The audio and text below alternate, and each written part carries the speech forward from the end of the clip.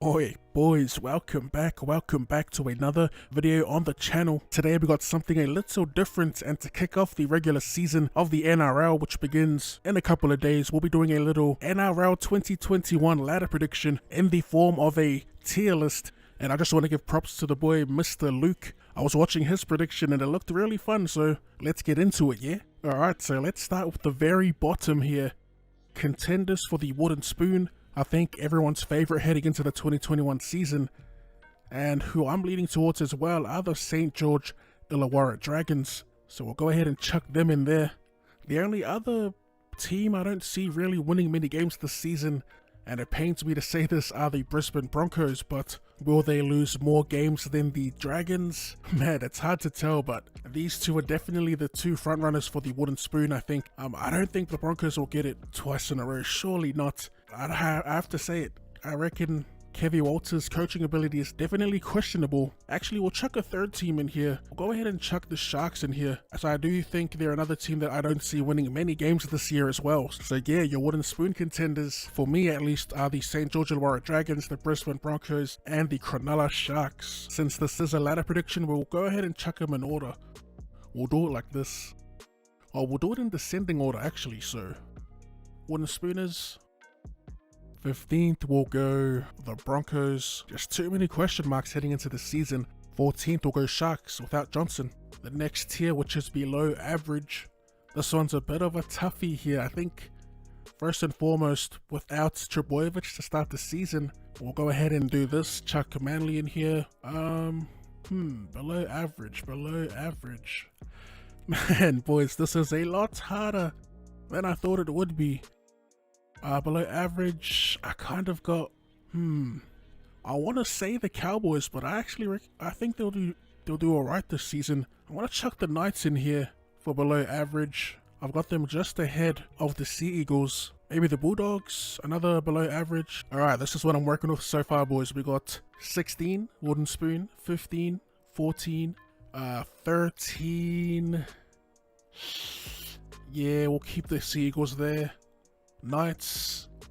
Alright, here's the thing with the Knights. You want to talk about gas. They've been all gas these past few seasons. They were pretty decent last season.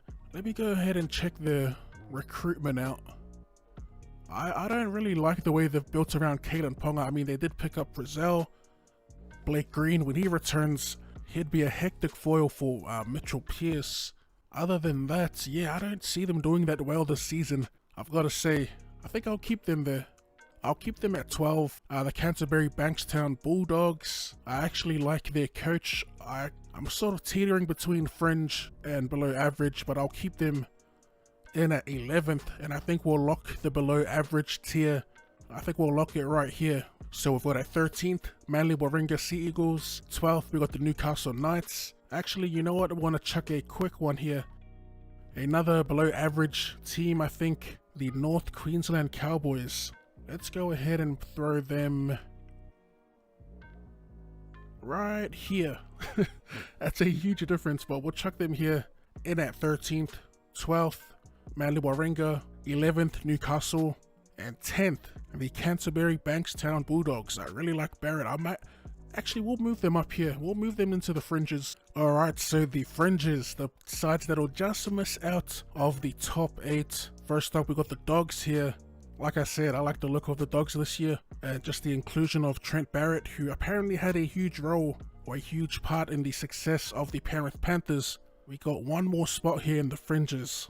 I think the final team to miss out of the top 8 of the 2021 season. Let's go ahead and throw in the Tigers. You hate to see it if you're a Tigers fan. I'm going to throw them in at number 9. I mean, we could always just chop and change it up right now, but we'll lock it in. We'll lock it in for now. We'll chuck the Tigers in here. The thing with the Tigers is they've got so many strike weapons across the field. They've got them all throughout the back 5. They've got them in the back row. They've also lacked a lot in the front row, or in the middle in particular. And I think the inclusion of Jimmy Tamo and Joe Ofahengawe to add a bit of stability, I could see them winning quite a few games on the back of that forward pack. Number 9 is questionable though, and Luke Brooks, the biggest question mark is over Luke Brooks. Can he finally navigate this West Tigers team towards a spot in the top 8. He'll have all the control, it seems, this season, and he also has the right pack around him to help him do it. I mean, you got James Roberts, Joey Leilua in the centres, Dane Laurie at fullback. I mean, if it isn't this year, it's never going to happen. So, I say all that to do this. Tigers, 9th. Alright, let's get to the meat and potatoes of the NRL ladder, the top 8, starting with the lower half of the 8. In at number 8, we'll go with the New Zealand Warriors. Roger Tuivasa-Sheck's last season in rugby league. I reckon the boys will lift for Roger, plus they've made some pretty gun signings. So, Ewan Aitken, Kane Evans, some middle of the road players. They've definitely got experience. I mean, Adam Fanor-Blake, that's a good signing. Montoya, okay. Ben Murdoch-Marcilla, that's another gun signing for the bench. I guess the biggest worry for the Warriors this season would be in their halves. In the past, it's typically been their forward pack. They've been on the lighter side these past few years. To be fair, there's always been question marks around their halves as well. This year, the 6 and 7, Nikorima and Chanel Harris-Tavita, both kind of have the same sort of play style. This could potentially be a bit of a controversial take, but I don't think he's a number 6. I always felt that Cody would excel when wearing the 14 jersey. I mean, don't get me wrong, he could be a great number 6, but with the rule changes and the way the game is being played today, I reckon you'll get the best out of Cody when he's coming off the bench as a live wire middle. But I digress. I do think the Warriors will sneak into the 8 this season. Another team I reckon that'll make a rare appearance in the final series in the 2021 season is the team that everyone's been talking about this offseason, and of course that is the Gold Coast Titans. I mean, it's pretty simple. They're in the process of a proper rebuild, you know. They trimmed a lot of the fats and signed some proper weapons to their forward pack. I mean, you're talking about two of the brightest prospects in the league in Tino Fa'asua-Maleaui and David Fafita. Not to mention the possibility of Cameron Smith signing. I mean, if he does, I've got the Titans in the top 4. They may not have notorious strike weapons out wide, but a lot of people sleep on Brian Kelly. Corey Thompson is also an above average player, and of course AJ Brimson. I don't know, man, the Gold Coast Titans stock has definitely risen in the off-season and is at an all-time high heading into the 2021 season. Next up to the stage, and this is where it gets tricky, boys.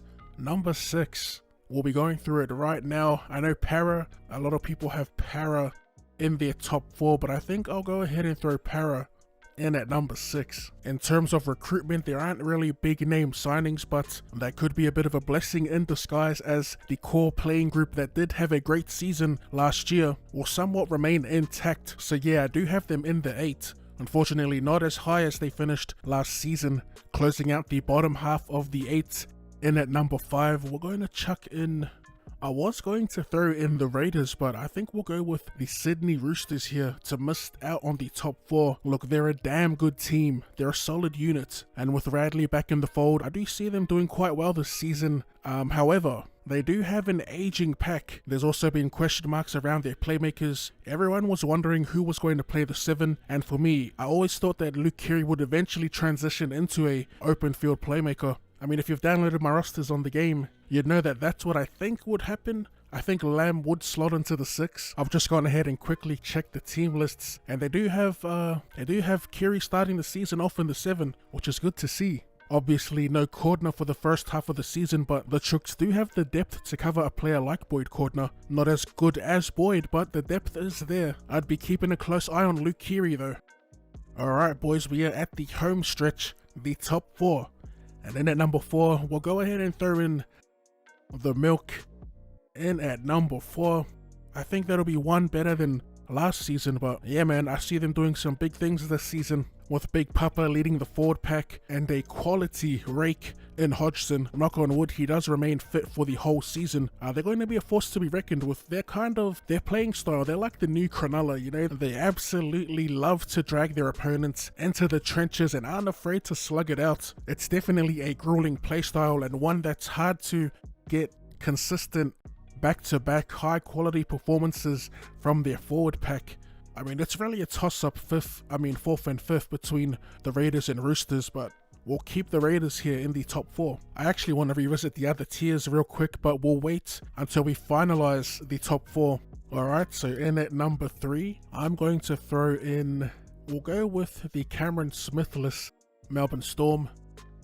In at number 3, the reigning champions, so Melbourne, aka the Machine. When legends are on their way out, they've already got high quality replacements waiting in the wings. I will say this, man, the top 6, it's bloody tough picking it, but I could even see Melbourne finishing outside of the 4, to be honest. That's just how highly I think of Cameron Smith. I mean, yeah, they got some little pit bulls in Harry Grant and Brandon Smith just chomping at the bit for the opportunity, but they don't have the wisdom, they don't have the foresight, the match awareness of Cameron Smith, nor am I expecting them to. Obviously, that comes with experience. When I watch their games this season, I'll mostly be watching Harry Grant and Brandon Smith. But yeah, there's nothing much else to say about Melbourne. They're just a well-oiled machine.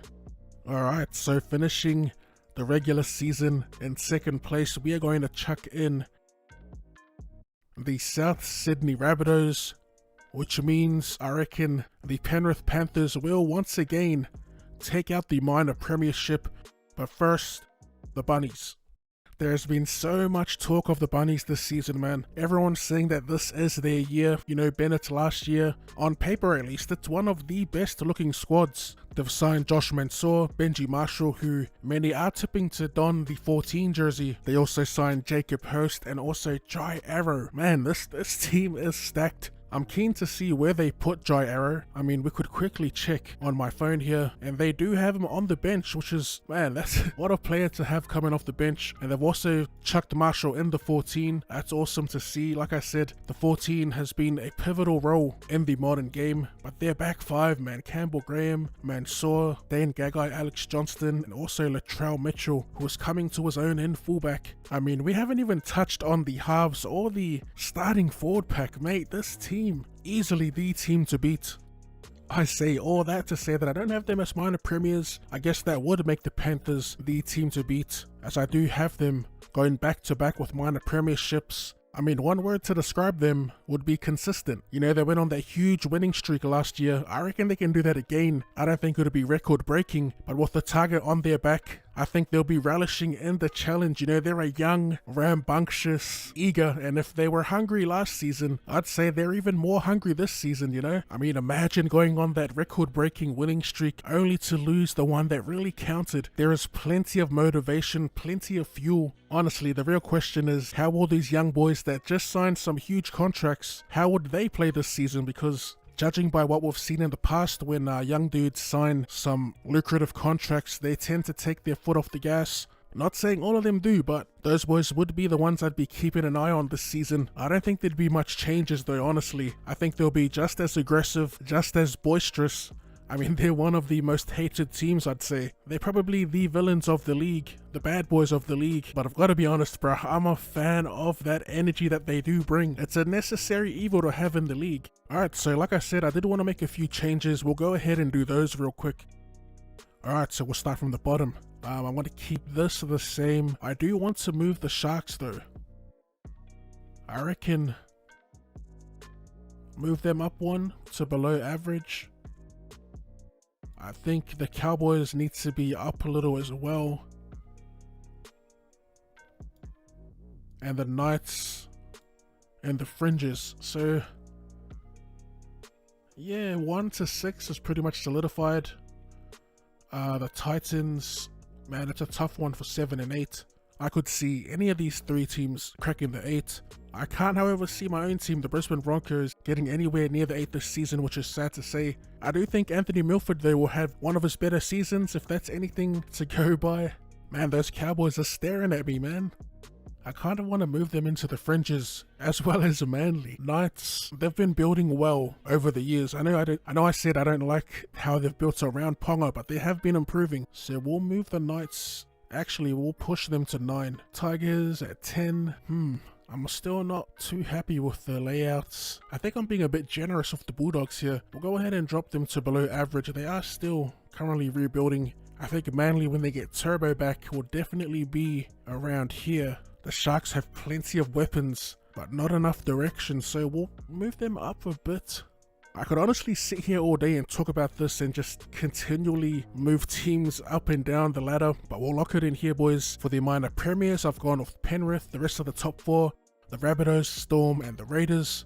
Bottom of the 8, we got the Roosters, the Eels, the Titans and the Warriors. A couple of wild cards in there. The fringes, we've got the Knights, the Tigers and Manly. And the below average teams of the season, North Queensland Cowboys, the Sharks, the Canterbury-Bankstown Bulldogs, the Broncos, and St. George Illawarra. I've got collecting the wooden spoon at the end of the season. If you've got any top 8 predictions of your own, let me know in the comment section down below. And also, if you enjoyed that and would like to see more rugby league related content or more content in general, be sure to run it straight at that like button, subscribe to the channel if you're new. Thank you for tuning in, and I'll see you. Cops got me on a pending case, cuz, so I better watch what I say. Ay, Later. Max season shock, strictly urges up in my block. I'm from that city where we hit P&Rs and B&As to get doshed. Drop that bag, that and then slang it, distribute that to the spot. Kick down doors, lad, if I get the word that them ops are setting up shop and take that block.